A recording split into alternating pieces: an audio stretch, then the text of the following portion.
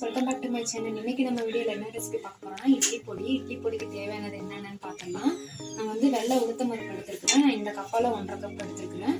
அப்புறமா ஒரு 10-20 காஞ்ச மிளகாய் எடுத்துருக்கிறேன். அப்புறம் கெட்டி பெருங்காயம், ஒரு கைப்பிடி அளவுக்கு கருவேப்பிலை எடுத்துருக்கிறேன். பூண்டு ஒரு கட்டி எடுத்துருக்கிறேன். இது எல்லாமே பொன்னிறமாக வறுத்து எடுத்துக்கிட்டு நம்ம எப்படி செய்யுதுன்னு பார்க்கலாம். உளுத்தம் பருப்பு இந்த அளவுக்கு பொன்னிறமாக வறுத்து எடுத்தாச்சு. இப்போ வந்து காஞ்ச மிளகாய் நல்லா ஃப்ரை ஆயிடுச்சு. இதையும் எடுத்துக்கலாம்.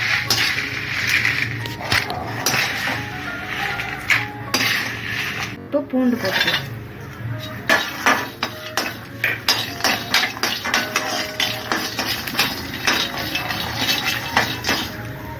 இப்போ பூண்டு நல்லா வறுபட்டுடுச்சு. இப்போ எடுத்துடலாம்.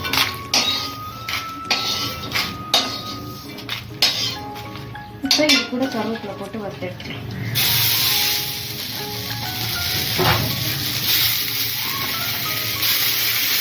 கருவேப்பிலையை நல்லா வறுத்து எடுத்துட்டு அப்புறமா நம்ம பெருங்காயம் கட்டி பெருங்காயம் வச்சுருக்கோம் இல்லையா, கட்டி பெருங்காயம் நல்லா வறுத்து எடுத்துக்கலாம். இப்போ கருவேப்பிலை நல்லா வறுப்பட்டுடுச்சு. இப்போ இதையும் எடுத்துக்கலாம்.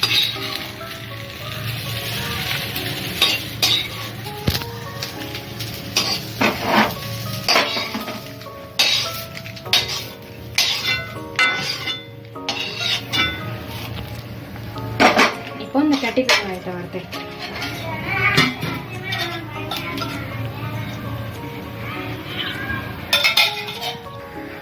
இப்போ இந்த கெட்டி பெருங்காயத்தை வறுத்து எடுத்துக்கலாம்.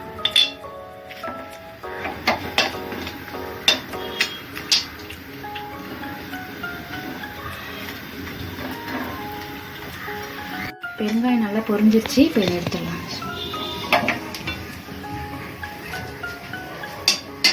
இப்போ இது எல்லாமே வறுத்து ரெடி பண்ணியாச்சு. இது நல்லா ஆறுன மேலே தேவையான அளவு உப்பு போட்டு அரைச்சி எடுத்துகிட்டு வந்துக்கலாம்.